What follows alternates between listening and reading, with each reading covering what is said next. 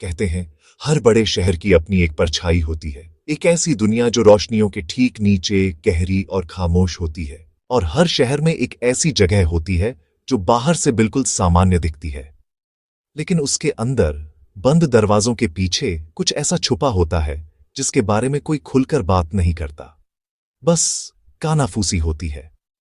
यह कहानी है एक ऐसी ही जगह की जिसे लोग कहते हैं भूतिया सोसाइटी।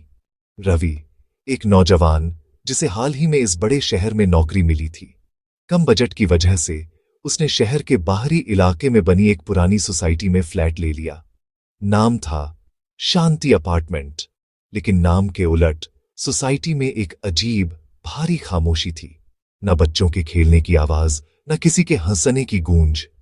इक्का दुक्का लोग दिखते भी तो नजरें झुकाकर निकल जाते, और रात होते ही जैसे पूरी इमारत अपनी सांस रोक लेती थी। पहली रात रवि को ऊपर वाले फ्लैट से कुर्सी घसीटने की आवाज आई। उसने सोचा शायद कोई नया शिफ्ट हुआ होगा। दूसरी रात जब वो काम से लौटा तो लिफ्ट अपने आप तीसरी मंजिल पर जाकर रुक गई। दरवाजा खुला पर बाहर कोई नहीं था। डिस्प्ले पर लिखा आया मेंटेनेंस फ्लोर, जबकि सोसाइटी में ऐसी कोई मंजिल थी ही नहीं। परेशान होकर जब उसने गार्ड से पूछा तो उसने बस इतना कहा, साहब रात में सवाल मत किया करो, जो जैसा है वैसा रहने दो। अब रवि ने गौर करना शुरू किया। तीसरी मंजिल का एक फ्लैट नंबर 301 हमेशा बंद रहता था। उस पर धूल की एक मोटी परत जमी थी, जैसे सालों से किसी ने उसे छुआ तक ना हो। दरवाजे पर अब भी एक पुरानी नाम पट्टी लगी थी, लेकिन अक्षर इतने घिस चुके थे कि कुछ पढ़ा नहीं जा सकता था। एक रात ठीक 3:12 पर उसी बंद फ्लैट से एक बच्चे के सिसकने की आवाज आई। घबराकर रवि ने दरवाजा खटखटाया। अंदर से कोई नहीं निकला। रोने की आवाज भी बंद हो गई, पर दरवाजे के नीचे की दरार से एक बर्फीली हवा का झोंका बाहर आया। अगले दिन रवि की हिम्मत जवाब दे चुकी थी। तभी सोसाइटी के आंगन में एक बुजुर्ग महिला ने रवि को रोका। उसकी आंखों में हमदर्दी और डर का मिला जुला भाव था। उसने धीमी कांपती आवाज में कहा, बेटा उस फ्लैट से दूर रहना, वहां मत जाना। फिर उसने जो बताया उससे रवि के पैरों तले जमीन खिसक गई।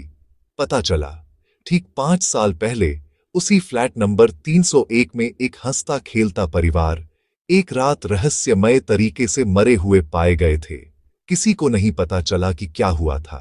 उस दिन के बाद से जो भी उस फ्लैट में रहने आया कभी ज्यादा दिन नहीं टिका।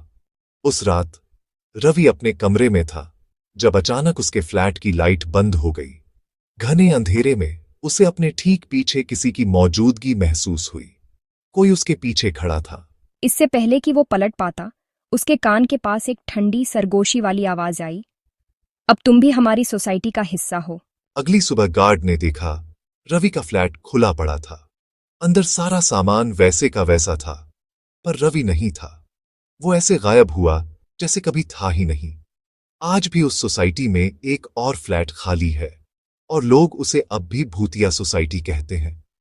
अगर कभी कोई जगह जरूरत से ज्यादा शांत लगे तो समझ जाना आप वहां अकेले नहीं हैं।